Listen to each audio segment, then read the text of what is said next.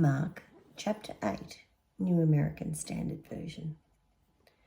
In those days, when there was again a large crowd and they had nothing to eat, Jesus called his disciples and said to them, I feel compassion for the people because they have remained with me now 3 days and have nothing to eat.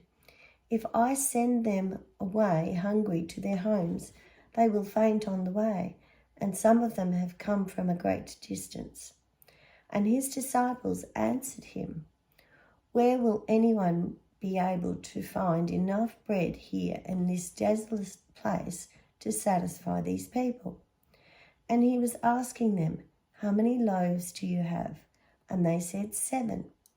And he directed the people to sit down on the ground, and taking the 7 loaves, he gave thanks and broke them and started giving them to his disciples to serve to them, and they served them to the people. They also had a few small fish, and after he had blessed them, he ordered these to be served as well. And they ate and were satisfied, and they picked up 7 large baskets full of what was left over of the broken pieces. About 4,000 were there, and he sent them away, and immediately he entered the boat with his disciples and came to the district of Dalmanutha. The Pharisees came out and began to argue with him, seeking from him a sign from heaven to test him.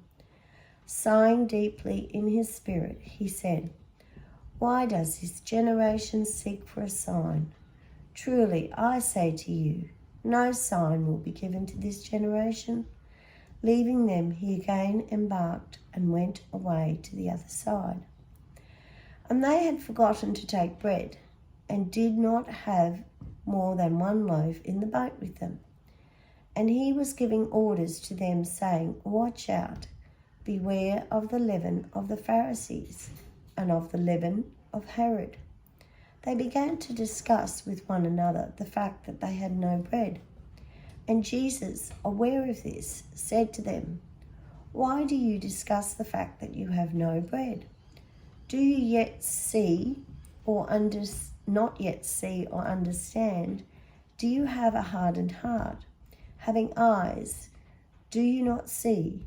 And having ears, do you not hear? And do you not remember when I broke the 5 loaves for the 5,000, how many basketfuls of broken pieces you picked up? And they said to him, 12. And when I broke the 7 for the 4,000, how many large basketfuls of broken pieces did you pick up? And they said to him, 7. And he was saying to them, Do you not yet understand? And they came to Bethsaida, and they brought a blind man to Jesus and implored him to touch him. Taking the blind man by the hand, he brought him out of the village, and after spitting on his eyes and laying his hands on him, he asked him, Do you see anything? And he looked up and he said, I see men, for I see them like trees walking around. Then again he laid his hands on his eyes, and he looked intently and was restored, and began to see everything clearly. And he sent him to his home, saying, Do not even enter the village. Jesus went out along with his disciples to the village of Caesarea Philippi, and on the way he questioned his disciples, saying to them, Who do people say that I am? They told him, saying, John the Baptist, and others say Elijah, but others say one of the prophets. And he continued by questioning them, But who do you say that I am? Peter answered and said to him, You are the Christ. And he warned them not to tell no one about him.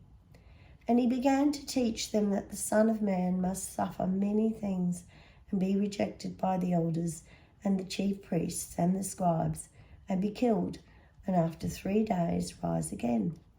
And as he was stating the matter plainly, and Peter took him aside and began to rebuke him. But turning around and seeing his disciples, he rebuked Peter and said, "Get behind me, Satan, for you are not setting your mind on God's interests, but man's." And he summoned the crowd with his disciples and said to them, "If anyone wishes to come after me, he must deny himself and take up his cross and follow me. For whoever wishes to save his life will lose it, but whoever loses his life for my sake and the gospel's will save it. For what does it profit a man to gain the whole world and forfeit his soul? For what will a man give in exchange for his soul? For whoever is ashamed of me and my words in this adulterous and sinful generation, the Son of Man will also be ashamed of him when he comes in his glory of his Father with the holy angels."